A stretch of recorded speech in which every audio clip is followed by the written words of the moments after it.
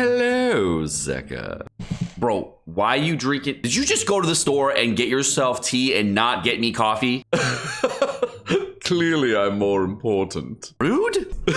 Well, when people come to twitch.tv/Sekapoko, all they ever say is, where's British Seka?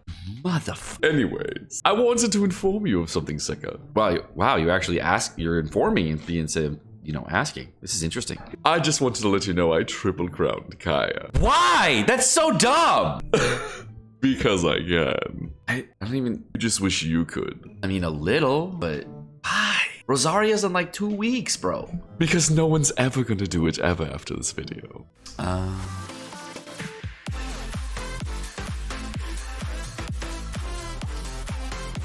It's finally time to put the 3rd crown on my Kaeya. For no reason whatsoever. Just because I want to be a mad lad. I just want to have a mad lad Kaeya. That's it. Alright, so you guys know this is my 100% free-to-play account. I have never spent money on this account ever. This is a completely free-to-play, no resources spent account. I have only ever spent Primo Gems and wishes they've given me and never bought anything. Here today is going to be for floor 11, and I'll be running through this with an increased cryo damage bonus for the floor. All right, let's go ahead and go over my Kaeya. So right now with my Kaeya on a cryo team, I'm gonna be rocking 21% crit chance. I shit you not, 21%. And 173 crit damage. And it actually works out really well. So this works out very, very well because of 3 different things. First thing is Kaeya C1. Whenever an enemy has a cryo element on them, they get a 15% critical chance increase. Second, the cryo resonance, so that does the exact same thing, giving me a total of 30% crit chance increase. And finally, the most obvious thing, if you've played Genshin Epic for a while, the Blizzard Strayer set, which if they are afflicted by cryo, an additional 20% crit rate increase, which means that I can get an additional 50% crit rate. No, more? 60? 50? 60, yeah. No, 50. 50% crit rate increase by using Kaeya. Now, if they are frozen on top of that by using a water character in tandem, it's an additional crit rate increase of 70%. So that means that my Kaeya has somewhere between 20% to 90% crit chance when fighting enemies that have cryo afflicted or not cryo afflicted. So if I get cryo on them, I immediately jump my crit chance all the way up to 70, and if I freeze them, it goes to 90. So it's a pretty freaking high crit chance, and it's kind of fun to run. And I'm also running this, of course, with level 10 talents across the board. Level 10 talents on my normal attacks. Here's the total damage ratios, as you can see. Here's for Frostgnaw, 344%. And finally, the Glacial Waltz at 140. Unfortunately, though, I do not have Constellations on Kaeya because he is the most expensive 4-star besides Amber and Lisa in the entire game to level up, because you cannot summon for him on the normal banner. You can only summon for him on the base banner, which is really sucky. But C3 would improve my Frostgnaw by 3 levels, and of course C5 would improve my ulti by 3 levels as well. But C4 doesn't really help you in damage increase, and C6 would be a really cool thing because it would actually increase the amount of icicles that you have in your ulti to 6. So 4 total icicles surrounding you instead of 3, which is really cool, and also gives you a massive increase in energy recharge. Kai is a character that scales off of energy recharge, so he is a character that has already base energy recharge at 126, and since I'm going all the way into cryo damage, I'm at 61% cryo damage. Now I am using the Quill of Favonia, so I'm using a 41% fizz damage weapon, which means that I'm actually losing out on a huge substat that I'm actually needing to make Kaeya really, really good. So what's really interesting about Kaeya is what I want to talk about in this video is that there is actually a 4-star weapon that is better than this for Kaeya. Really interesting is the 4-star weapon I'm talking about is going to be the Blackcliff Longsword.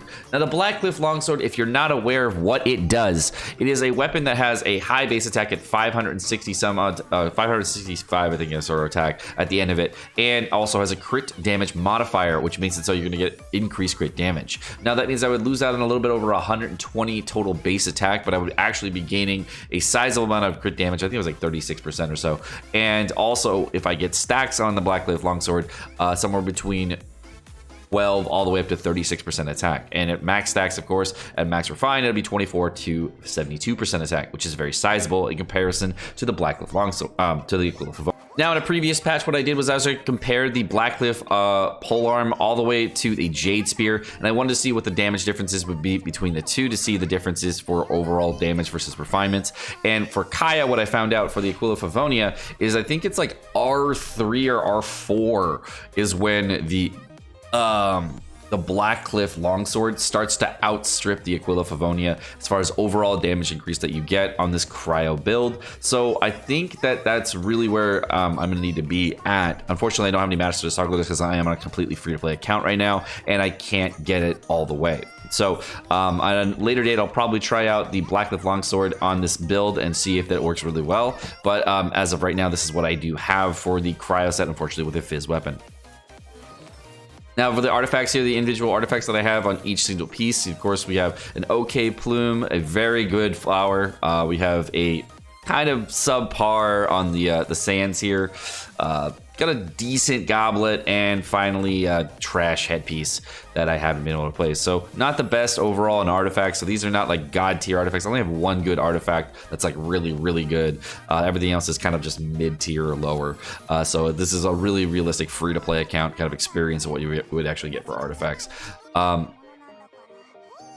But if you're looking for comparable damage, yeah, the Blackcliff longsword is going to do decent damage and probably almost more damage depending on what refine you have it at versus the Aquila Favonia. What I noticed about Kaeya as I started playing him through the higher floors of Abyss is that I needed better supports. And what's really unfortunate is that my current supports are actually not well built enough. My current Xiangyang has decent talents at 7, 6, and 8. Unfortunately, though, I was running him the entire time with some like mishmash sets, and I just got a Cryo set afterward. So I started working on a Cryo set, but I was running with Gladiator at the time in this video. So I was running some really crappy Gladiator artifacts, so I don't have another artifact set for him. Unfortunately, my Barbara is like completely trash, and her overall stat ratios are at 498 total attack. She has like 151 crit damage, but 18% attack, but she doesn't do anything at all. So because she's not providing any kind of damage, I'm really not getting anything out of her all set. And my Shinku is actually very under geared and built. He's at 32% crit chance as well as 135 crit damage with a sacrificial sword with levels 5 and 6 on talents. So he's at C0 and he's really, really underpowered at this point. So if I really wanted to boost my damage, I definitely should have built up my Shinku more in order to get a little bit more damage on the overall team. But seeing how I didn't go with that direction, that's why my damage was a little lower. Now, I ended up using a melt comp earlier with Bennett, and I ended up using Bennett beforehand. And I did like Bennett with the team comp, but when I switched off of Bennett, I lost a little bit more damage. Now, of course, on a free-to-play account, you don't really get as much damage, so you can only get with what you can get. But for floor 12, I think that this team comp does work. I find it to be really, really interesting to run through. The freeze comp itself is really, really viable in general, and I think that overall it is something that you could run on a day-to-day basis, and I hope you guys do try it at some point. Last little bit of information that I want to give you about this freeze team in general is that I find that since the supports are helping Kaeya and you need a lot of little hits in here and not a lot of big hits, what the bigger thing that you're gonna need is a better fourth unit. I feel like Barbara's was the thing that was holding me back the entire time as far as overall damage goes, as far as a damage booster. Because I have 2 damage boosters with both Shinku and Xiangyang, but by using another character, I probably could have boosted my damage to a whole nother level. And what I did some of the time here was use Bennett, but I didn't have Bennett available because I was using it on my Zhao team. Because I had a little bit of trouble progressing through Abyss without Bennett on my Zhao team. As far as the last floor in Abyss, if I did have a Melt along with it or some Animo character to go along with it here, that would probably have been a little better. But I don't have an Animo healer. If I had Jean, that would probably be the best case character for this team for floor 12. So that would have probably made the floor a lot easier. So I get freezes in as well as lowering the resistances of enemies pretty heavily while also having a healer on the side of it. So that would have probably been the best overall. And if I wanted to improve the team with melts, both Bennett would be great here, as well as Hu Tao for some extra critical chance would be nice to give my team 100% crit chance a lot of the time. So that would have been also a great option.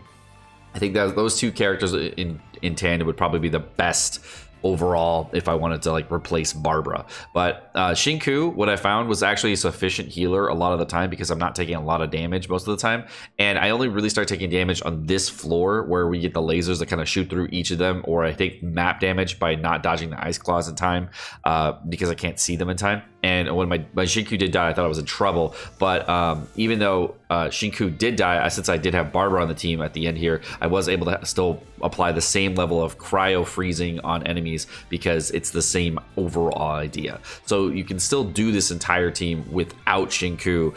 And if you wanted to use Shinku on another team and just use Barbara, it would work just about the same, except with, of course, less damage. So as far as between multiple builds of Kaeya, I find the Cryo build to be less damage overall, but better for the current Abyss structure because it's so heavily Fizz resistant. But I find that Kaeya can 9-star pretty much every floor in Abyss. I had a little bit of trouble this time, but because my current supports were not built enough, so I need to work on them a little bit more. And then when I get them back built to where I need to be for this next set of Abyss, I'll go back to 36-starring Abyss on my free-to-play account. But that's going to do it for this video, guys. Hope you guys enjoyed the Abyss runs. Hope you enjoyed the Triple Crown Kaeya. I have another video coming out probably tomorrow with another Crown character. So if you've seen it live on Switch, you already know what it is. But hope you guys see you guys next video. Well, my name's Sekapoko. Thanks so much for watching. Hope you guys enjoyed. Like, subscribe, all the fun stuff. You guys have a great rest of your day.